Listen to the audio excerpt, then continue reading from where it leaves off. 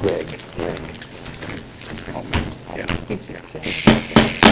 I'd like to call the October City Council meeting to order. If everyone would please rise for the Pledge of Allegiance to our nation's flag. I pledge allegiance to the flag of the United States of America and to the republic for which it stands, one nation, under God, indivisible, with liberty and justice for all. Thank you. The clerk conduct a roll call. Heidi. Here. Clicker. Here. Nargi. Here. Reynolds. Brown. Here. Allersmeyer. Here. Williamson. Downey. Hammer. Quorum present. I would entertain a motion to suspend the rules for the purpose of a public hearing. So moved. Who was that? Terry. Thank you. And Ms. Altmark? Good. All those in favor signify by saying aye. Aye. Same sign. Thank you. The rules are suspended for a public hearing. Is there any members of the public that wish to address this particular ordinance or appropriation for local highway taxes to be expended? You might want to read the ordinance number. Ordinance 2018-17. An ordinance for appropriation for local option highway user tax funds, county wheel tax fund, 2490. Any members of the audience wish to address that? There being none, then I would entertain a motion to reconvene. Yes, ma'am. So moved. Second. Thank you. All those in favor signify by saying aye. Aye. Opposed, same sign. You have received the minutes of the September 4th meeting. Are there any corrections to those meetings? Mr. Heidi. Move to approve. Mr. Clinker. Second. All those in favor signify by saying aye. Aye. Opposed? Same sign. Minutes are approved. Presentation and disposal of claims. There are none. Reports of city offices. Renew Department monthly August, Police Department monthly August, Fleet Maintenance monthly August, Waterworks Department monthly August, and Controller's Comprehensive Financial Report for 2017. All of those reports are in the clerk's office for your examination during the regular hours of City Hall. Ordinances for second reading. Ordinance 2018-16, an ordinance of the City of Lafayette, Indiana concerning park improvements by the Lafayette Park and Recreation Board for the issuance and sale of bonds and other matters connected therewith. Mrs. Nargi. I move we hear approve ordinance 2018-16. Second. Any comments by members of the Common Council? Mayor? Mr. President, ladies and gentlemen of the council, at your request from the caucus meeting, I will keep this brief. Memory is good enough to remember what you told me on Wednesday. With that being said, this bond is to do numerous projects up at Columbia Park, Memorial Island, redo the lagoon, add 3 exhibits to the zoo, bring back the carousel, and an additional slide to Tropicanoe Cove Water Park. As you know, we have allowed the current bonds that were on the books to roll off before we issued these new bonds. We did that on purpose. That keeps the tax rate the same, keeps the bond levels the same, and that's certainly something we wanted to do. With that being said, we are thrilled about what these projects will mean to Columbia Park, the quality of life in our community, economic development, and just good memories for people to make. It's going to really bring Columbia Park back to that gem that it is, but really get a lot of that master plan done. So we certainly would appreciate your approval on this. Just very quickly, I'm going to have Catherine come up from Creek DeVault, and she'll just give you a little bit of an idea, since this is the second reading, if you approve what comes next. And we also have Greg here from Humboldt, just in case you have any additional financial questions. But if not, I'm not going to make him talk tonight unless you have an actual question. With that, I turn it over to Catherine. Good evening. Catherine Fennell with Creek Duval. We have been through all of the necessary approvals at the park board level. You introduced the ordinance last month, and tonight will be the final approval process, the second reading of the ordinance. After the sale of the ordinance, we will be receiving a rating on the bonds, which will be given by S&P.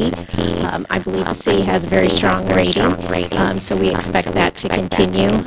Bob would be able to offer any additional information on that. But we look to sell the bonds around October 30th, and about 2 weeks after that, we would close on the bonds, and the bond proceeds would be available to move forward with the park improvements.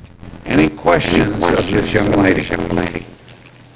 What are the rates running and how, and that, there's a couple more still scheduled this year for hikes, aren't there?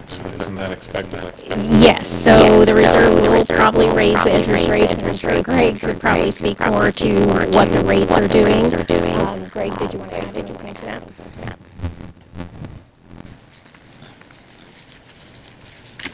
Yes, so we did.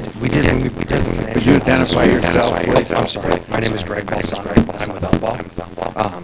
So when we did prepare the financing report, as the mayor said, to keep the tax rates levels compared to what the last bonds were, we did have cushion in those rates as we did anticipate a rate increase. If rates do happen to come in higher on October 30th, the sale date, then we are able to push the bond size to keep those rates at the same level as the previous bonds were. We also have a contingency of $675,000 in the bond to account for those. Okay. So even if there is a rise in bond rate, in interest rates, we'll still be able to cover our projects, right? Yes, sir, yeah, that's why we have that $675,000 contingency, so we would hope that would cover any increase. Any other questions? Okay, thank you very much. Any questions or comments by members of the audience? There being none? I think they went off. Mayor, did they want to do a presentation on what the projects were, or was that for something else?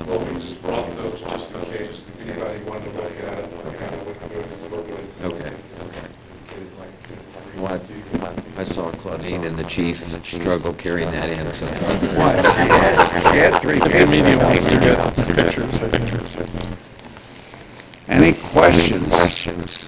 Members of the audience have any questions? There being none, would the clerk then conduct a roll call vote on ordinance 2018-16? Heidi? Aye. Blinker? Aye. Margie? Aye. Reynolds? Brown? Allersmeyer? Williamson? Down? Aye. Ordinance passes 8-0. Thank you. Ordinance 2018-17. An ordinance for the appropriation for the local option highway user tax funds, county wheel tax fund 2490. Mrs. Hall. Mr. President, I move we hear and approve ordinance 2018-17. Second. Any comments by members of the Common Council? Mr. Jones. President, council members, as I mentioned last month, this is the funds that we appropriate out of our local county wheel tax. I'm asking to appropriate $1.6 million. I gave examples of several of the projects that we might be looking to accomplish. One obviously Wabash Avenue and Salem Street. And those are down to punch list items, and hopefully we can accomplish all of those. We asked for $1.6 million. We can get a lot done. Good, yes, I know. Any questions of Mr. Jones? Thank you. Members of the audience wish to question Mr. Jones. None, would the clerk then conduct a roll call vote on ordinance 2018-17? Heidi? Aye. Clinker? Aye. Nargi? Aye. Reynolds? Brown? Allersmeyer? Williamson? Down? Aye. Ordinance passes 8-0. Thank you. Ordinances for first reading.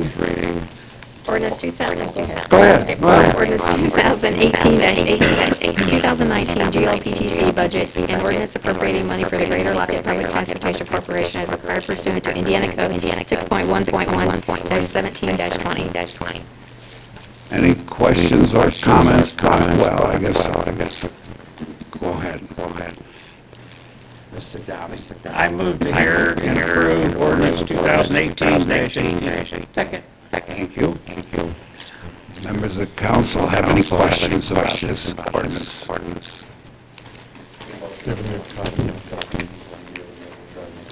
Good. We have a new copy, do we have an amendment? No, Evening.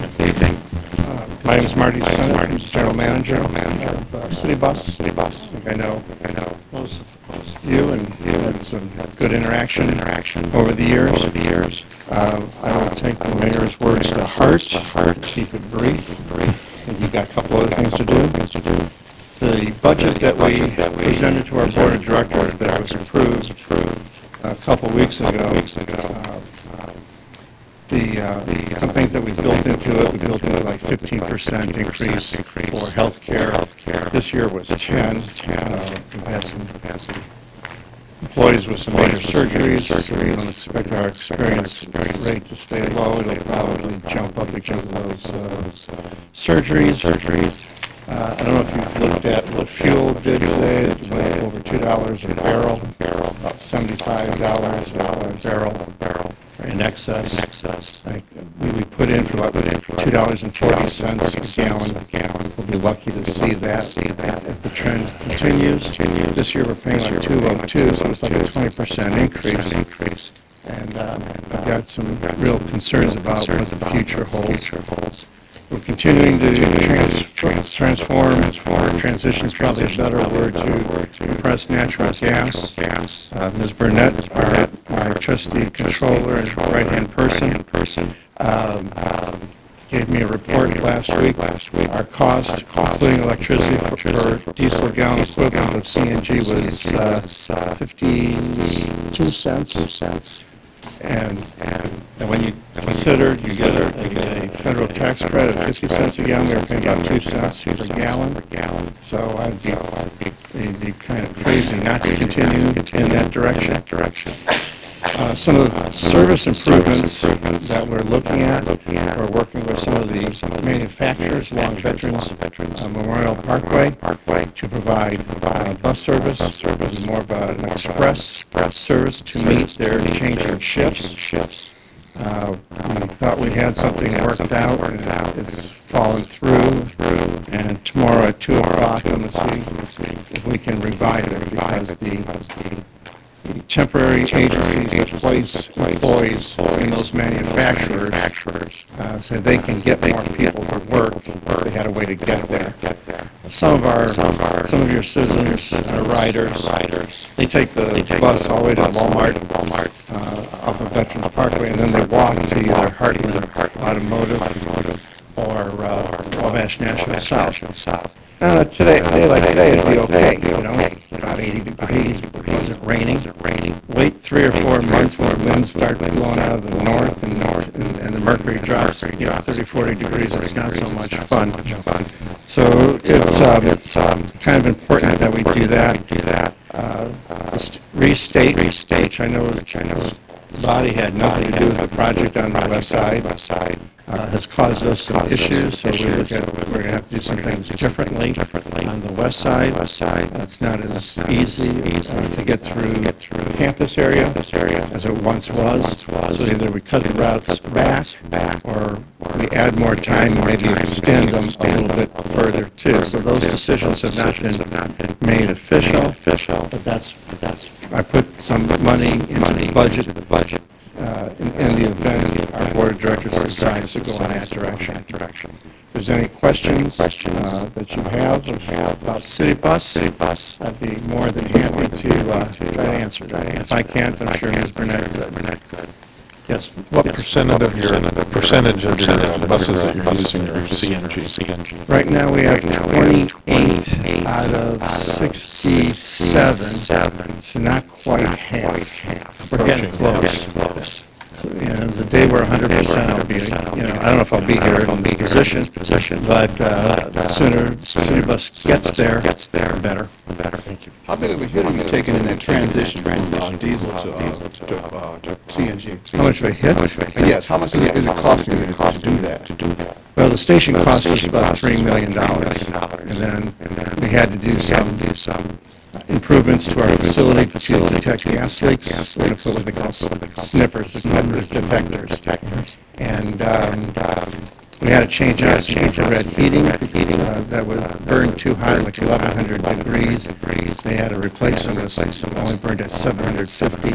It seems pretty 400 degrees when you're talking 750 to 1,100. What's the difference? But that's what we have engineers for and fire codes for, and so we had to make some structural improvements. But one of the nice things about that CNG station, yes, it was expensive. Indiana law allows you to take out a loan for that. You can show energy savings to pay off that loan. So we're in fourth year of that loan. We have 6 more years to get through that. We still have $5 million. We're going to be very close to $5 million right now at the end of August.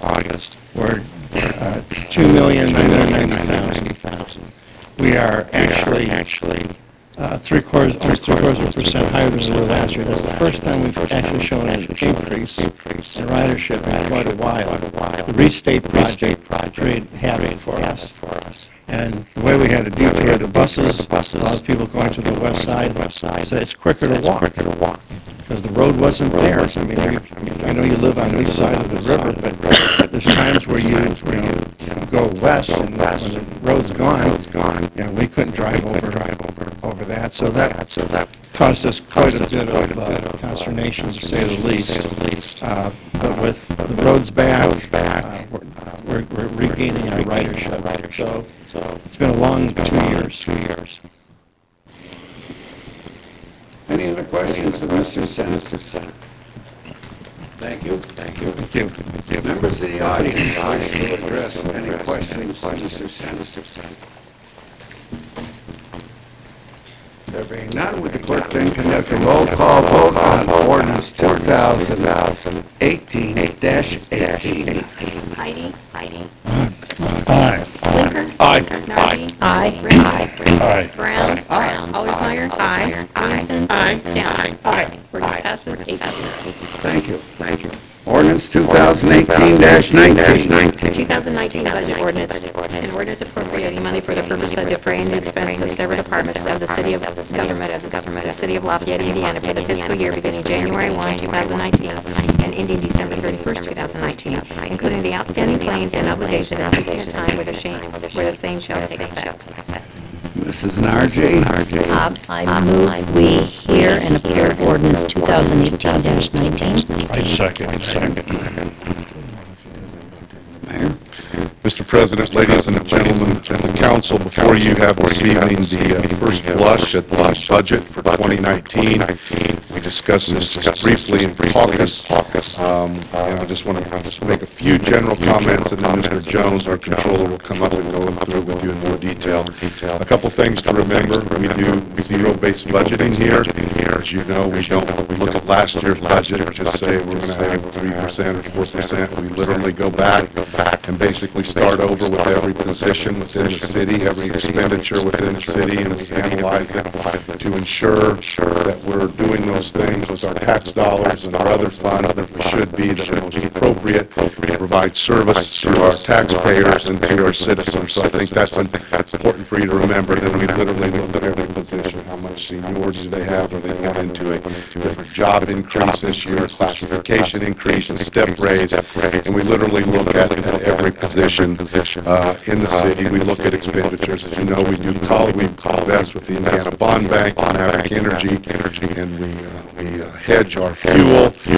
We do a lot of things like that, and so we literally go back and start from square one, looking at each department, each line, each expense, and how that relates not just to the year before, but our controller's office do a really good job looking back several years on those expenditures, then also looking forward with the data and the information that we receive from various sources as we look at, income that might come in, revenue, but also how expenses might change over the year. It's no surprise to anybody in this room or the council that certain expenses have been up, whether it's fuel, for us, building materials. We build a lot of projects, we put a lot of pipe on the ground, and we build different things, just like many people in the community do, and there's been an increase in those types of prices. And so Mike and his team really take a sound, hard fiscal approach to looking at each one of those, what those increases might be, and then also looking for ways that we can cut those costs, or we can minimize those impacts if there are options out there for us that are available.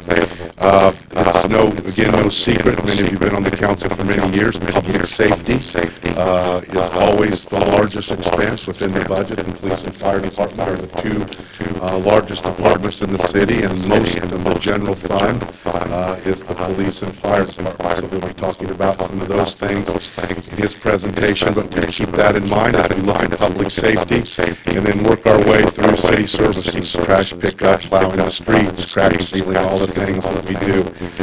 We're very pleased that we're still able to offer trash service without any additional monthly fee. If you check around the country, you're not going to find too many communities that are still picking up trash, recycling leaves, limbs, setting out large items every week without an additional trash fee. So we're going to thank Dan Kroll and his crews. We have a tremendous set of department heads. Brad Talley down at Renew, Carrie at Water, the chiefs, Claudine, and I'm going to skip somebody, and Jeremy, but I can assure you that we have a progressive group of department heads that are always looking to the future on how to make us competitive in a global economy. How do we blend quality of life initiatives with infrastructure? How do we do those things as part, still get water lines on the ground? How can we do combination projects? But they all do it with a thought of mind to that bottom line, and how we protect our tax dollars and our taxpayers, and how we get those things done in the most cost-efficient way. And I can tell you, because we have a group of department heads that believe in working together and helping each other, we're able to do that in a very cost-effective manner. I also want to thank West Lafayette. I know State Street was tough for Marty, but I want to thank West Lafayette and Tippecanoe County, because we do work together here. We plan together here. We have a joint purchasing board with Tippecanoe County. We buy roadside together. We buy asphalt together. We buy stone together. We buy chemicals together to increase our purchasing power. All of those things matter as you look at the quality of life in a community that helps keep us competitive in a global economy. And we're fighting for every new job, and to retain every job that we have, to attract new people to the community and keep the talent that we have here. And so that takes a lot of pieces of the puzzle working together in conjunction to get all those things done year after year. And so Mike's going to go over the budget in a little bit more detail.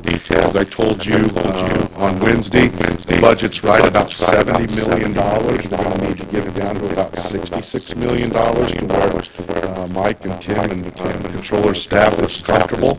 So we're going, between now and the next meeting, we'll be making those cuts to get us there, because we will have a balanced budget. Not only will we have a balanced budget, we'll have a budget that gives us some cushion to fall back on.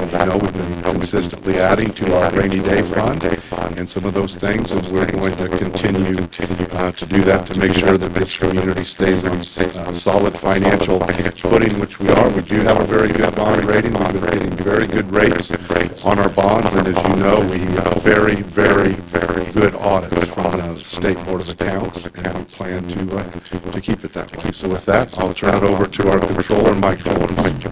Thank you, Mayor. Mr. President, council members, as the mayor mentioned, we do have some items in here that are common throughout all of the budget. We do have a 3% increase for our employees. And we did put our health insurance projection at about 18.5%. Much as like Mr. Senate, our fuel is also going up this year. And some departments, that was not necessary due to some efficiencies that have been created. With others, the fuel line did have to increase, and I'll be back later, and with your indulgence, would like to participate in the Indiana Bond Bank budgeting program again, which will certainly protect us with that uncertain commodity. I'd sent out a brief narrative of each department to you, and I had characterized this as we had put the 3% increase, we had 18.5, and I had all the wish lists. And wish list is really a misnomer, because what we did took a look at all the positions that are actually in the ordinance, see if we could fund them. All of these will make the departments function much more smoothly and efficiently, but without having all of our insurance numbers at that time, we felt it was best to put all those in there, and in order to ensure that we're not penalized by the state when we publish the budget and lose levy because we didn't have enough budget in there. A lot of changes being shown in the departments. In some cases, the mayor's department, we combined the communications in there, and that increased that department. I would like to add an accountant position if I could. We've had a couple of departments totally revamp their operation. Facilities, our physical plant has grown, and we've done a great job so far, but in order to keep that physical plant in shape, felt it was time to take a look at that department, and first thing we looked at was putting in a management team, putting in a technician. We will be adding in the future more custodians and such, and start doing more maintenance and repair on our physical plants, keep it in top-notch shape. Some other departments were having to respond to private sector pressures. Our IT department. We have a network engineer needs, system engineer, and in order to, we don't have to meet the private sector, but we do have to respond to those pressures that come with pricing on those highly technical jobs. And that's also reflected. Some other departments increased anticipation of increased pressure on the facilities themselves, parks, with should the as you voted on the bond issue, we did that. We started working on those various items. We're going to need more maintenance folks. We're going to need more zookeepers. We're going to need more feed for the animals, such as those come on. So we put all of those in there at the full bore. Motor vehicle. Our graffiti abatement person was a volunteer, did a fantastic job. Unfortunately, the gentleman passed away. We put a laborer's position in to handle that particular function, since we really couldn't find a volunteer to do that.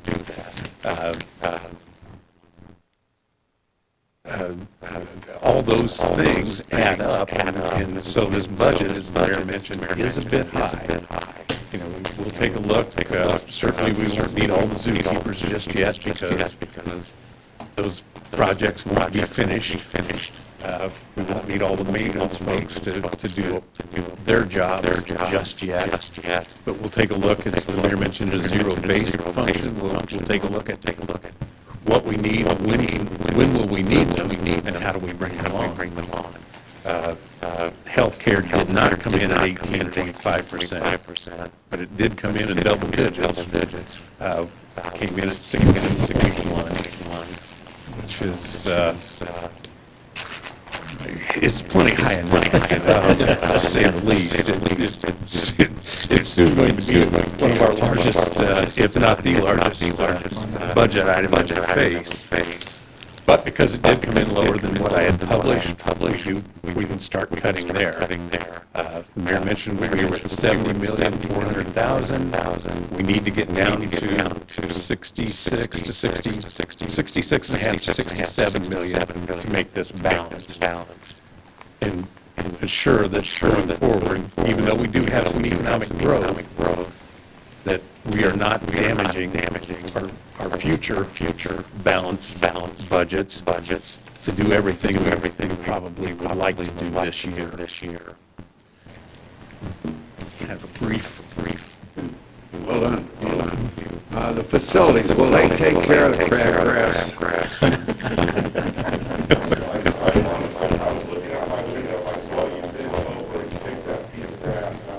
Thank you, Mayor.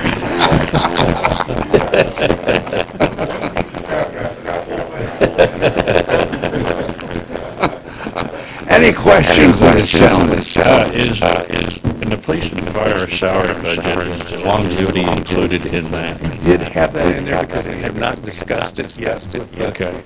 So we're going to have further discussion on this.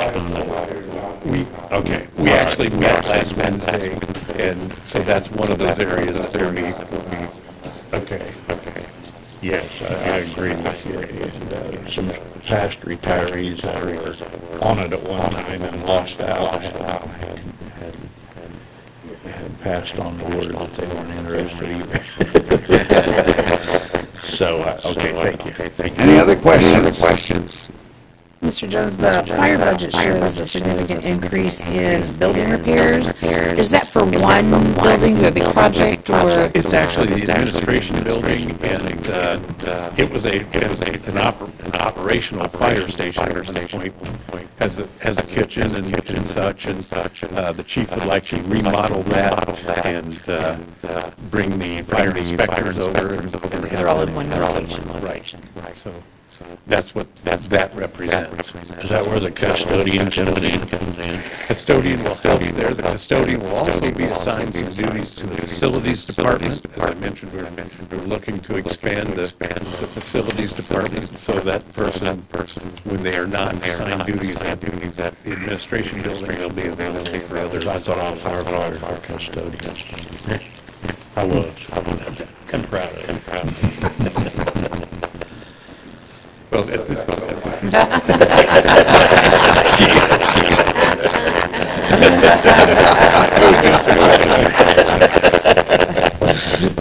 Any other questions? This is kind of off the subject of the GOPT, the bus company. Do they belong to the bond bank? I don't think they do. I can check for you. I don't believe they are. Because I was wondering if we might want to invite them in. Because they were talking about the uncertainty of their fuel costs. We can get them in and get them to working with us too.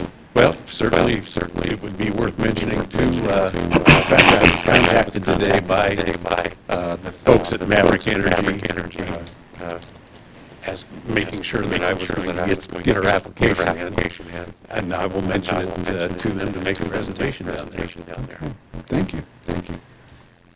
Any other questions? There being none, thank you, Mr. Jones. Members of the audience wish to address this question. Yes, ma'am. Could you come forward, please? Budget. Any other comments? I'd just like to thank for this chief. This has worked out good. And it worked out good last year, and I just think this call. Thank you. Would the clerk then conduct a roll call vote on ordinance 2018? I lost track now, 19. Heidi? Aye. Klinger? Nardi? Aye. Reynolds? Brown? Aye. Allersmeyer? Williamson? Down? Aye. Ordinance passes 8-0. Thank you. A brief reminder on that, there will be a meeting. What is the date of that? It's this Thursday, October 4th. This Thursday at 5:30 here in this room. 5:30 or 5:30? 5 o'clock. 5 o'clock. Thank you. In this room, to go over that budget. Thank you. Ordinance 2018-20. An ordinance fixing the salaries of the appointed officers and employees of the city of Lafayette, Indiana for the year 2019, excluding the sworn protective occupation of law enforcement members of the police and fire department. What is the pleasure of the council here, Mr. Heidi or Clinker, which one? Move to hear ordinance number 2018-20. Second by Mr. Clinker. Mr. Jones again. Jones, control. This ordinance before you sets the salaries, and as I mentioned, we had trying to do a 3% increase for all the employees. However, as I also mentioned, we do have a lot of cutting to do, and we may not be able to hold this, but it's our stated goal that we will try to do. You said what, 5%? 3. Oh, thank you. Tried. But, again, we hope to hold that, but certainly, in order to balance the budget, if we have to cut it, we will. Any questions of Mr. Jones? Thank you. Any comments by members of the audience?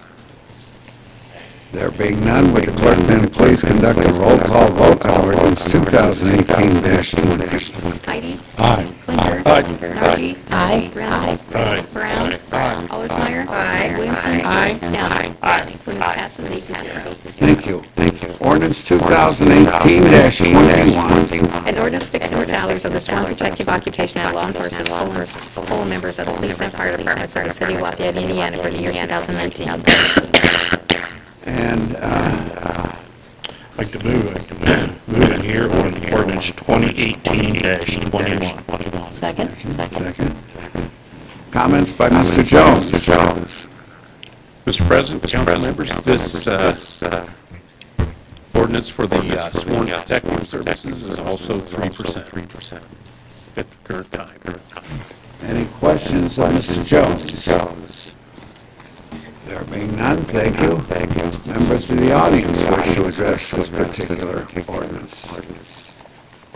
Being none, would the clerk then conduct a roll call vote on ordinance 2018-21? Heidi? Clinker? Nargi? Reynolds? Brown? Allersmeyer? Williamson? Downey? Ordinance passes 8-0. Thank you. Ordinance 2018-22. An ordinance fixing the salaries of the elected officials of the city of Lafayette, Indiana for the year 2019. This is where it's 5%, I think. Thank you very much for correcting me. What's the pleasure of the council here, Mr. Brown? Mr. President, I move that we hear and approve ordinance 2018-22. Second. Mr. Jones. Mr. President, sorry to disappoint you, but this also is at the current time. Just couldn't work that 8% in.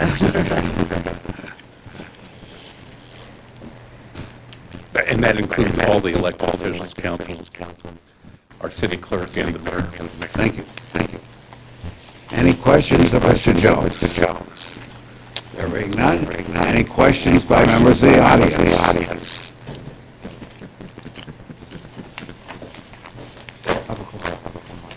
Perry Barber, 3700 Rosebud Avenue. As you guys know by now, you know what I'm going to say. I'm going to say absolutely no way. 3% is way too much.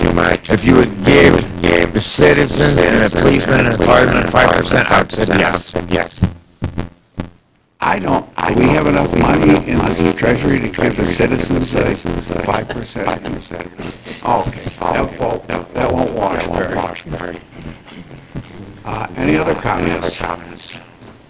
Would the clerk then conduct a roll call vote on ordinance 2018-22? Heidi? Clinker? Nargi? Brown? Allersmeyer? Williamson? Downey? Ordinance passes 7-1. Thank you. Resolutions. First and final reading. 2018-18. A resolution of the Lafayette Common Council approving and amending a declaratory resolution and the plan of the redevelopment commission and the order of the Tippecanoe County Area Plan Commission. What is the, Mr. Downing, or is I it? move to hear Resolution 2018-18. Second? Yes, sir.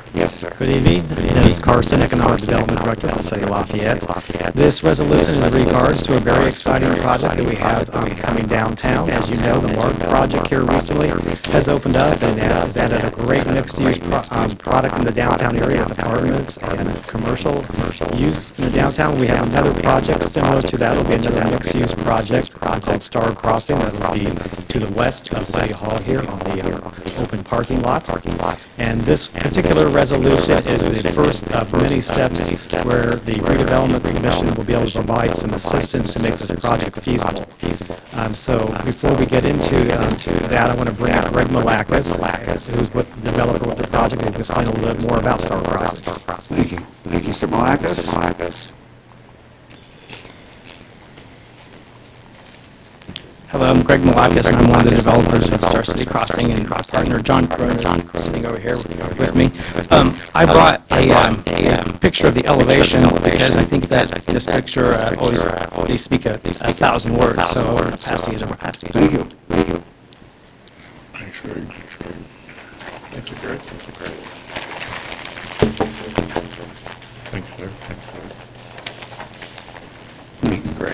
I see your parking place, Sean.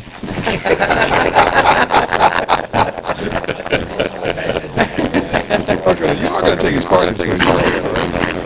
That's okay, we got you here. We get it on. So, thank you, Mayor, and council members, President. Appreciate all your support that you've given us so far, and I do apologize in advance for the parking spaces. We sent everyone scrambling. I looked at the parking lot early today, and it was completely bare. It was like shocking. And Ron, I hope they don't do anything to your parking meetings. Earth mover is impressive. Are we changing South Street to 2 ways? No, not. I just seen it in the picture. Oh, yeah. So as you can see, this is going to be a very, very nice project. Super excited about it. 5-story building, 107,000 square feet approximately. The first floor will be commercial, about 7,600 square feet of commercial, which the main featured space here at the corner of the South Street. There'll be a parking garage with 70 spaces. There'll be 76 apartments with 70 parking spaces in the parking garage. All the apartments will be on the top 4 floors of the building. Nice, large 1- and 2-bedroom apartments. Some of the apartments will be 2 bedrooms plus a den. Open spacious floor plans, large balconies, upscale finishes. Just like the picture showing you the elevation, the finishes on the inside are going to be just as nice as what you're seeing there on the outside. So we're very, very excited about it. We feel like it'll be a great addition to the housing needs downtown, bringing people downtown, to the riverfront district, walking distance to Main Street, the farmers market, all the restaurants. So it's very exciting. We feel like in our target market, we are really looking strongly to bringing in nesters, professionals, millennials, and probably some grad students. We're really not targeting student housing in any way. Greg, where does this end at the north end?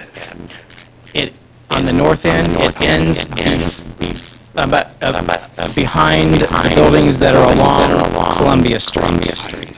Right, so where my father's old restaurant is there, it's behind that. We'll stay about 20 to 25 feet away from the back of those buildings. Yes, okay. There will be an alley, kind of walkway area through there, and on the back side of the building, we'll have some green space for like a dog park as well. Any other questions from Mr. Novak? They're all rentals, correct? Yes. Okay. Any grocery stores, that's what they always ask every time more people come downtown, right? Is there a grocery store? We talked to one, but don't know that that's working out at this point. What about the completion date? So we feel like we're going to be breaking ground any day, and it'll take approximately 18 months, so about April of 2020. How'd you come up on an idea of just 70 parking spots for 76 units?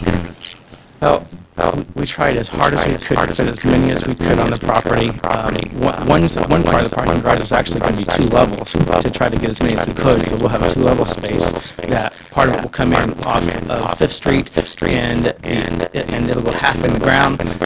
The other half of it will be stacked on top of that and will come in off the alley next to City Hall here, because this alley is raised about 4 or 5 feet. That's as many spaces as we could get. We've talked to Dennis and the mayor, and we feel like there'll be a lot of people that will be living here that would be maybe not even have and will be walking, and plus the parking garage across the street should be available with some spaces in it.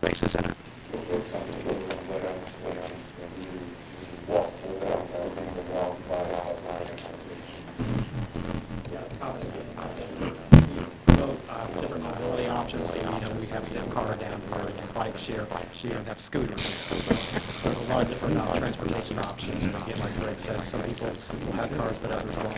And we also have a parking garage right across the street as well, too. Is there a requirement in these to have bicycle parking or not? There is. Yeah, I just asked. Yeah. Thank you. Any other questions of these gentlemen? Thank you, Greg. Thank you, Dennis. Thank you. I just want to quickly point out that this resolution, again, is the first step that we have in our process here, and this is adding the project to our consolidated precinct TIF economic development plan. So the redevelopment commission took that step back in August and approved it, and then it came to the area plan commission in September, which was approved, and now this is for your consideration as well tonight. So if you have any other questions, we'll be happy to answer. Thank you. Thank you. Any questions by members in the audience concerning this particular resolution? There being none, would the clerk then conduct a roll call vote on resolution 2018-19? Heidi? Aye. Marty? Aye. Reynolds? Brown? Allersmeyer? Williamson? Down? Resolution passes 8-0. I think I erred. As long as it's in the record, it's 18. Okay, good. Otherwise, we wouldn't need you, Tim.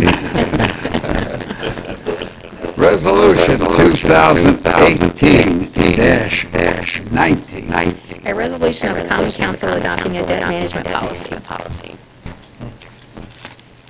Good evening, ladies and gentlemen, members of the council. Wait a minute, Tim, just a moment. Mrs. Nargi. I move we hear and approve resolution 2018-19. Second. Okay, any questions or comments? Okay, Tim. Good evening, ladies and gentlemen of the council. Tim Clary, Deputy Controller. Before you have a resolution 2018-19 for the adoption of a debt management policy. The city has long reviewed our debt issuances with assistance from financial advisors that spoke earlier about the importance of having a debt management policy and the credit rating, credit worthiness of the city that's reviewed. And this will formalize that policy and continue the good standing of the city in the eyes of the credit rating agencies. Any questions of Mr. Clary? Thank you, Tim. questions or comments by members of the audience? Then would the clerk please conduct a roll call vote on Resolution 2018-19? Heidi? Aye. Blinker? Aye. Nargi? Aye. Reynolds? Brown? Allersmeyer? Aye. Williamson? Downing? Resolution passes 8-0. Thank you. Resolution 2018-20. A resolution approving a deduction for tax abatement and economic revitalization area, Heartland Automotive LLC, personal property tax abatement. Mr. President, I move to hear and approve Resolution 2018-20. Second. Any questions or comments by members of the audience? Mayor? Mr. President, ladies and gentlemen of the council, we have before you this evening a resolution involving Heartland Automotive. As you know, Heartland Automotive is a supplier, a very important supplier here to Subaru in our community, and they are asking for a tax abatement in the neighborhood. It's a $10 million investment in new equipment at the plant to keep up with some of the demands from Subaru. They have been a good community partner. They will retain their current jobs and add 5 additional jobs along with making this multi-million-dollar investment. As you know, it's a very competitive economy. When you look at 21st century logistics, you look at on-time inventory, you look at ways for our automotive dealer Subaru to remain competitive. These suppliers are incredibly important, and Heartland Automotive is a big piece of that. We're certainly happy to have them in the community. I've had a chance 3 times to visit their facility in Japan and partake in some activities over there, meet with senior leadership and senior management, and we continue to develop that relationship. We have Suko Abrams, who is here with us tonight from Heartland Automotive, and she will make a presentation to you regarding this project, and then I will step back up if there's any additional questions. If not, we'd certainly appreciate your support on this resolution. Just do investment in our community.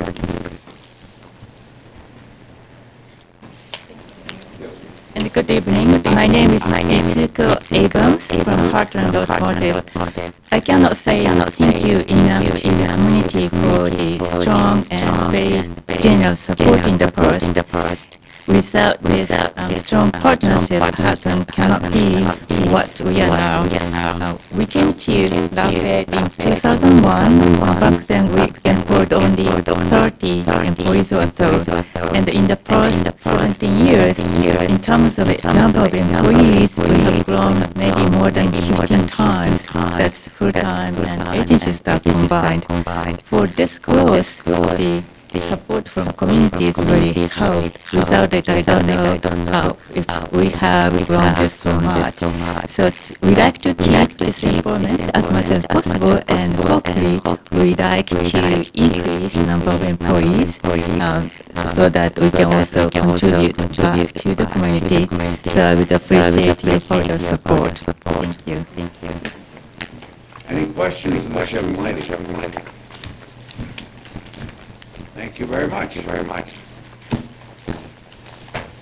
Any members of the audience wish to address this particular abatement? There being none, the clerk then conduct a roll call vote on Resolution 2018-20. Heidi? Aye. Blinker? Aye. Nargi? Aye. Reynolds? Brown? Allersmeyer? Williamson? Downing? Resolution passes 8-0. Thank you. Reports of standing committees. Being none. Reports of special committees. There being none. Reports by the mayor. None. I think it is now time for zoning commitment determination. We got. We're going to miss you guys.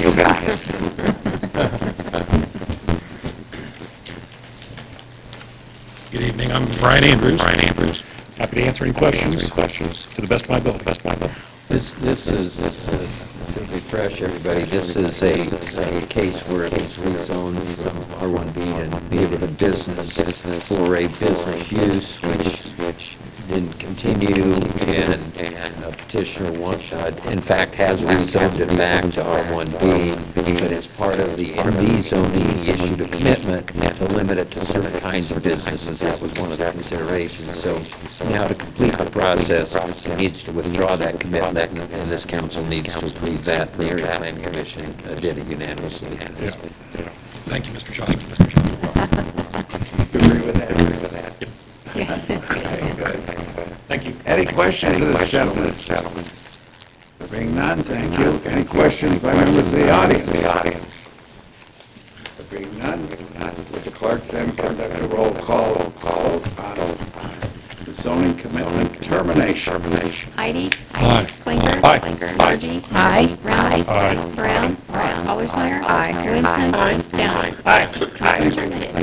Thank you. And next is a compliance with statement of benefits for tax abatement in the Saho America. Yes, sir. Dennis Carson, Economic Development Director.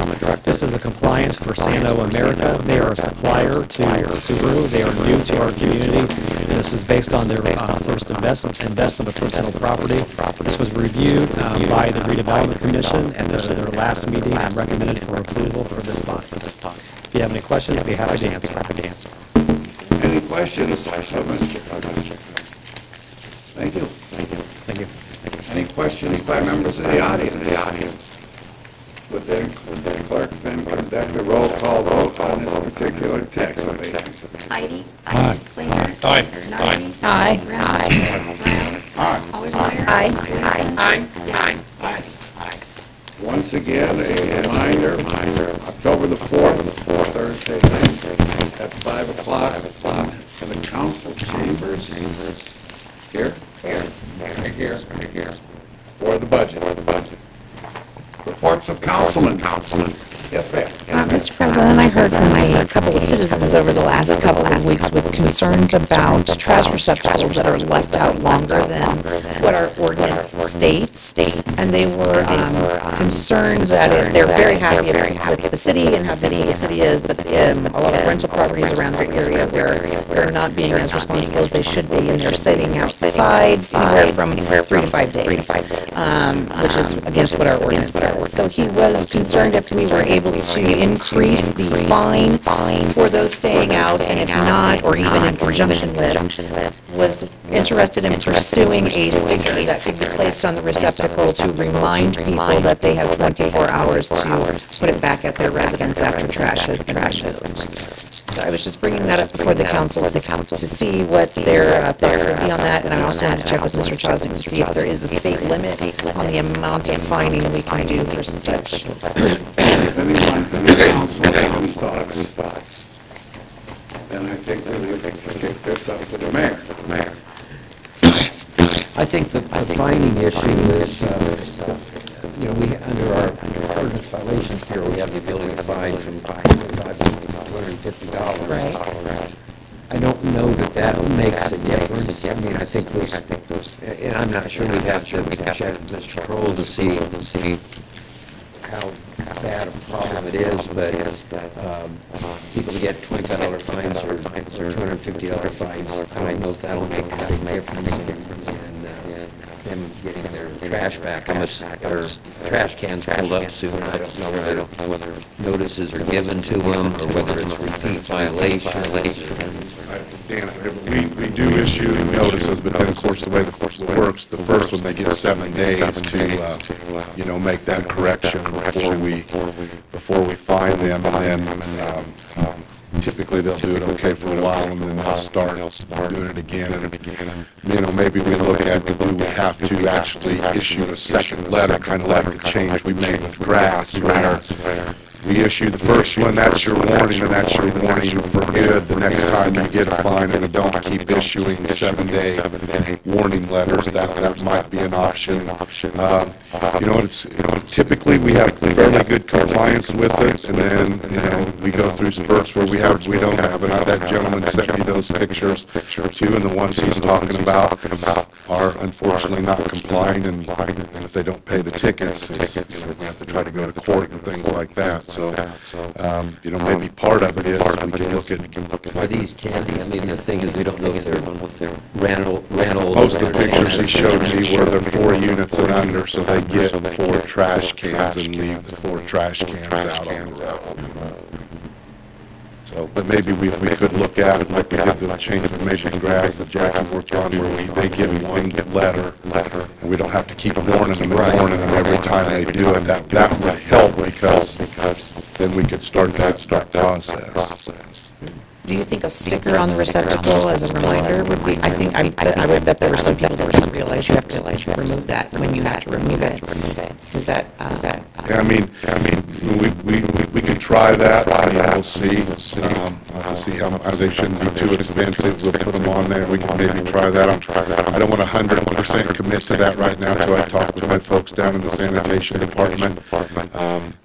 It's kind of like the fine. I'm not sure the people that are really habitually abusers, that the sticker's going to make a lot of difference, but it might help some of the people trying to do the right thing that you just don't know. So we can certainly look at that. But probably not having to resend warning letters might be our best next step. Yeah, I'll take a look at that. Okay. Anything else? Thank you, Lauren. Thank you. Mr. Brown. Something that we may need to look at, I'm not sure if this is really a big problem, but I've heard a couple of complaints about it already. Scooters. On the sidewalk, and left all over the place. At some point, I think we may need to address this issue before it ends up being a real problem, or lawsuits, or all of that stuff. Yeah, it's funny you should ask. We are looking into that definitely. Bird Scooter has come into our community, and West Lafayette is the new campus, completely unannounced. That seems to be their marketing tactic. Oh, really? We're not happy with it at all. We have been in contact with other communities that have facing the same thing, particularly the city of Indianapolis. They have both Bird and Lime Scooter in their market. They have told those companies to leave, and then they brought them back under a pilot program. Actually, they started a couple weeks ago. So we've gotten some really good information from them, and that's probably what we're kind of looking at right now, is to, again, tell them that they need to cease their operations, and then we would look at the kind of regulations that we would need here, what makes sense for us, and then attempt to maybe a pilot program where we invite them back and then further tweak our regulations and things to see how it works. So that's what we're considering right now, but yeah, you're right. It's a problem, and we're looking to address it. We want to do it unified as well, too, with West Lafayette and Purdue, so we're all on the same page. We can start leaving them on the train track. Isn't there a bicycle ordinance? Can we use the same, if they're laying around, pick them up and... Ed can speak more to it. I mean, there is, but when these ordinances were put in, these kind of mobility devices were not contemplated, so they're really not covered specifically by our ordinance and things, but we're going to be looking at how we can change the I think I was in Indianapolis last week for a couple of days for seminars, and they're all over. So I think the issue is making them comply with what we believe are appropriate regulations, so that they don't block the sidewalks, pedestrian traffic, they're not a tripping hazard, that they're not 20 of them stacked in one location. Those are the kind of things I think Dennis is attempting to see what some of the other cities have done. There's no way we're going to keep them out. It's a matter of trying to keep them so that, I think there is some usefulness to them, but we need to make sure there's safety to the public, plus not looking trashy. Right. And we're also looking at a league of other cities like Indianapolis, for instance, that charges fees to the company. Yeah. So there's registration fee and per vehicle fees. Right, you got to have some money to be able to regulate, so they have to pay for their own regulations. Do we still license it? I mean, there's still a licensing process? Technically, yes. Oh, I know. It's on the books, it would be something started. And while we're talking about regulating these things, I'm thinking that we may want to make sure that we restrict them to the bike lanes, rather than having them zipping back and forth through traffic. Right. Yeah, there's a lot of considerations we need to look at. We'll bring council once we get cease and desist orders, get them pulling out those regulations Sounds good. You say Bird? Bird, yes. How are they charged? I mean, costly. They operate basically dawn to dusk, and they pick them all up and charge them overnight, and then come back out and back out. Where do they find them? They've got GPS, they're all GPS enabled. Yeah, it's a pretty slick operation, really. Okay. Anything else? Anything else, Mr. Carson? Nope. Good. Any other questions or comments by Councilman? Time for public comment. Yes, sir.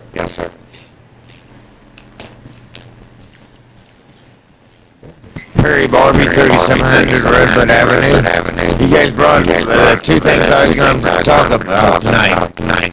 The trash and the sewers. The trash, remember about 4 years ago, Mr. Mayor, we got the new containers, and we were supposed to have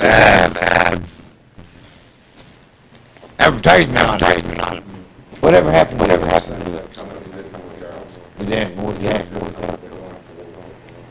So we're not going to do these, they're just going to be like we have.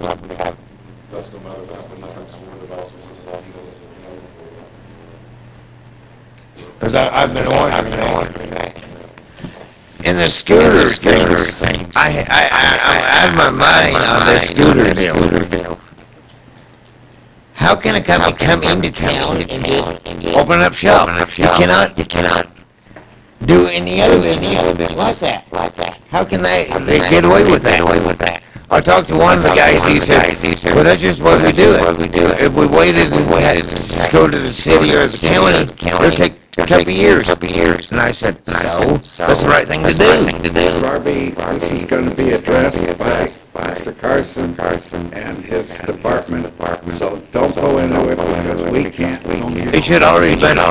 My concern is between Lafayette, West Lafayette, and the county, this should already been done. We knew the other cities was done. We knew it was a matter of time. We should already had it already in play, how we was going to do it when it came in place. Mr. Barbie, they're still trying to legislate against automobiles, which have been on the road since 1900 or something like that.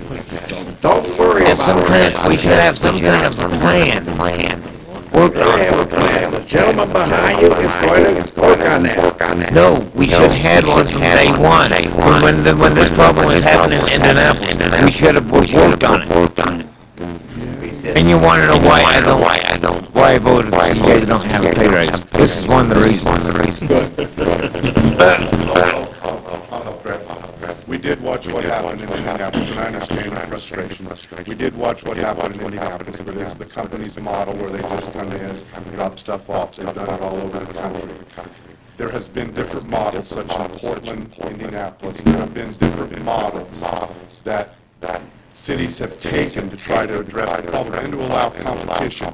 So some cities have 2 or 3 of these bike shares in them. And so what we're doing, we've studied, we've looked at Portland, we've looked out in Seattle, we've looked at Indianapolis, and I understand Perry's frustration, but what we're really trying to do is take the best of what those other cities done, give them a little time for it to unfold, see how the Indianapolis ordinances actually work, and take the best of the best from the cities around the country, mold that into an ordinance that we feel fits Lafayette, which is a little bit different than West Lafayette.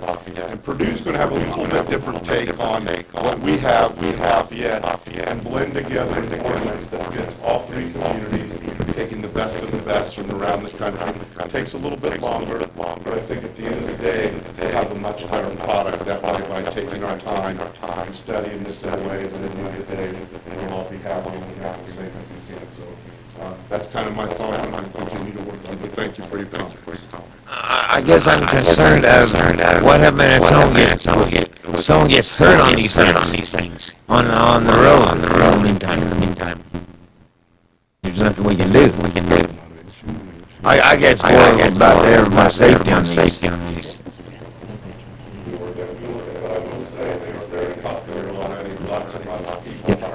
Yeah, I know a lot of people love these things. I'm just worried about it.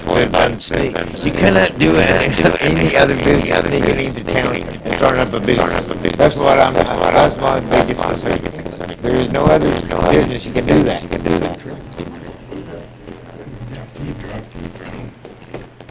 We got a lot of great things going and happening in our great community, like the Northern Community Center. I'm very proud of that, and I hope everybody that hasn't been out there, get out there, because it's great. Everybody have a great day. Any other comments by members of the audience? Mr. Heidi. No. I'm kidding.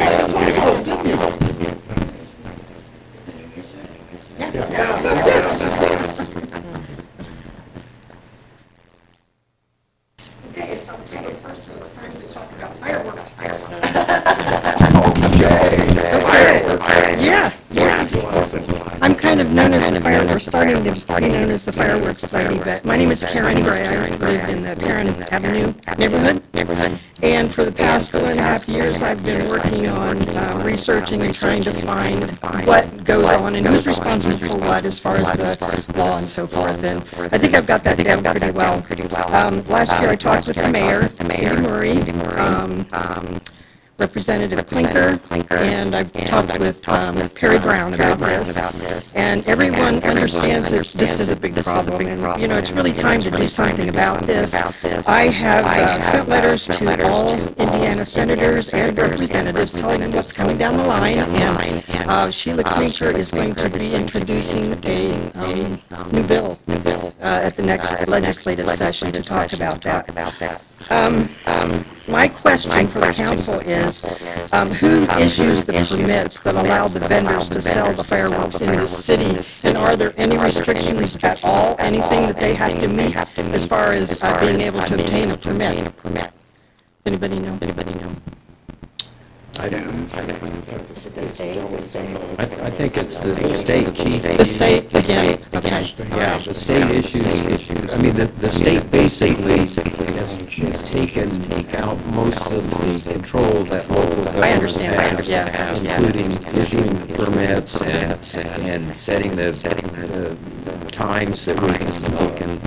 Well, we're already working on that, and Mrs. Clinker sent a draft copy of the bill to me and asked me to give comments and ideas on what we thought might help.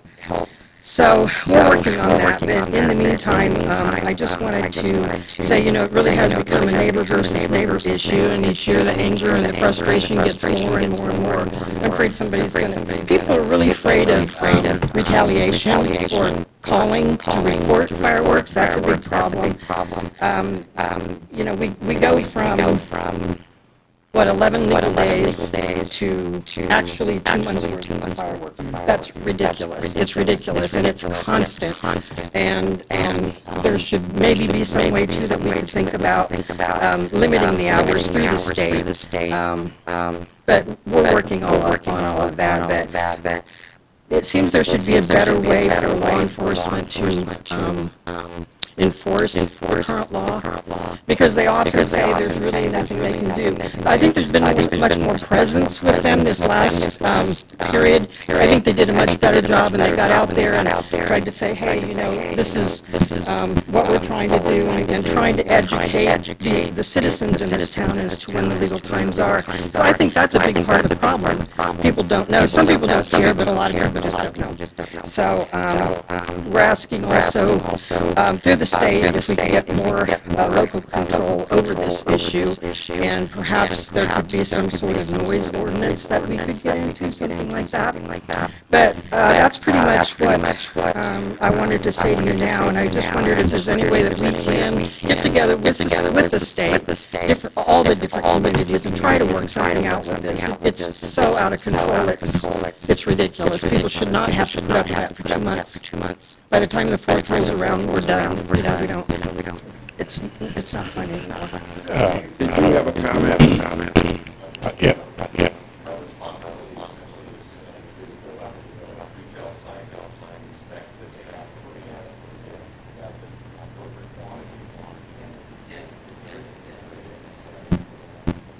Well, Another suggestion I had for Mrs. Clinker, because I think this is going to have to go through the state as well, that if we're going to issue permits with these people who come in here and take our money and sell these things, I realize there's a lot of tax money involved, so that's one of the big issues there. But if they're going to come into our neighborhoods and take our money, and I think they should have some responsibility for education. Why can't they have a sign in the town? Why can't they have a sign in the building saying, these are the times, these are legally allowed to be set up? Why can't you put a flyer with every sale in their bag? This is the time that these things can be set off. You used to have to sign something, you have to do that. Don't anymore, but that's the last thing I was going to suggest, and again, I asked Mrs. Clinker to include this in the bill. They also, when all this is done, they need to sign a ledger or register of some kind saying that they were educated as to when the legal times are. So I think it's a big educational problem, and I think maybe from a emotional standpoint or whatever, or intellectual standpoint, if they sign something, it may change things for some people. I don't know. But I got a suggestion. About 20 years ago, my friend Chief Doyle, he was part of the Fire Prevention Bureau at the time. We took this, and the firefighters fought this, and we fought hard. And it turned out to be even had a state fire marshal's job with this fireworks law. If you want to spend some time, go to state legislatures, and they are the second largest lobbyists down there, next to the meeting. And I'll tell you, we fought long and we fought hard, our international, our local firefighters, and this is what we got right now. And they, believe me, I agree with you, Chief Doyle agree with you, police officers agree with you. And the more we do, the farther back we'll fall.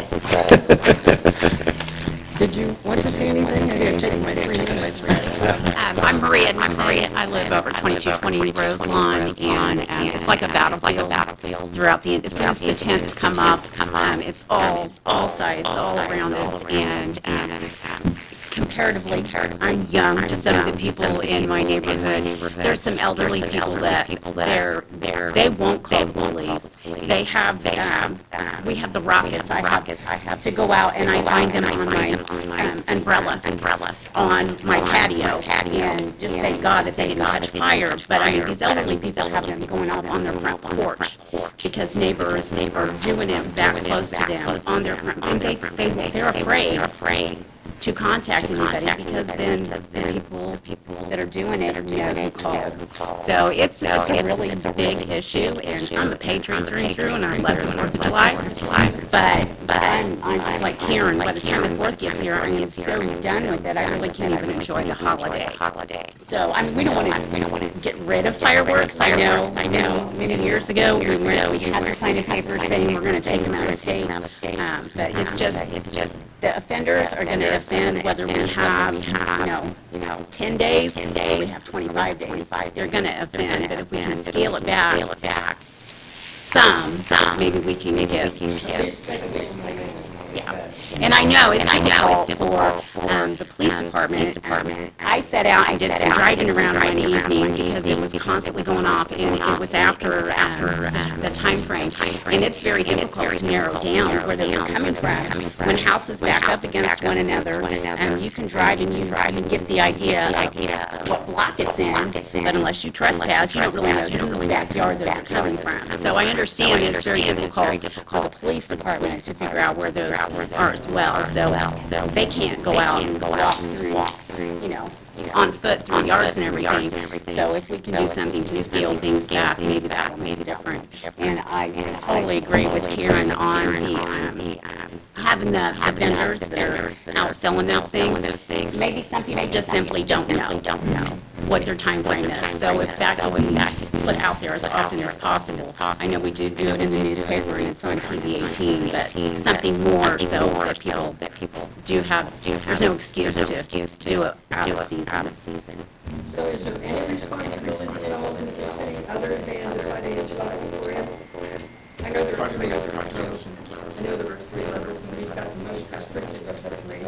Right, ours is the most restrictive allowed by state law, and I agree with what these ladies have said. I've talked to Sheila myself. I gave her some suggestions on narrowing down the times and the days, and I told her that I would come down to Indianapolis and testify before the committee that we'd like the hours changed, and would like or more local control if they don't want to take the brunt for it. Just tell each city can make up their own rules, and I've told people when they call me that I'm sure our council, I can't speak directly for each member of the council, but from conversation I've had, I feel this council would be very open to restricting these days and hours. I don't think it'd give much here, so we'll just have to hope that she submits something, and I think it is going to take a grassroots effort by a lot of citizens, not just elected people. It's going to take a lot of citizen involvement to get them to change their mind on that.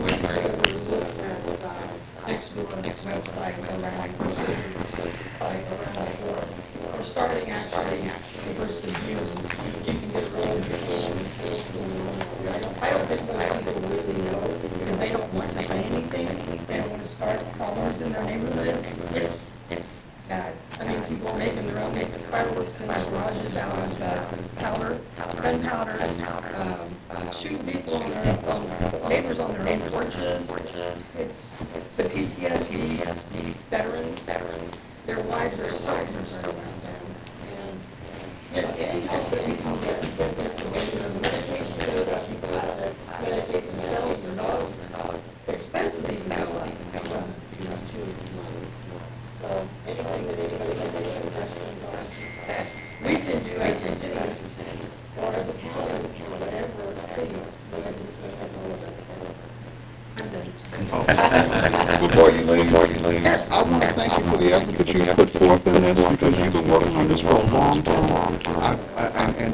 I don't know if I can speak for everybody sitting up here, but you have my full support. As soon as the state comes back with something that allows us to change this, we're going to get this deal. Even a little bit could make a little difference, and any really appreciate it. So I'm going to keep hitting it, and I took it on.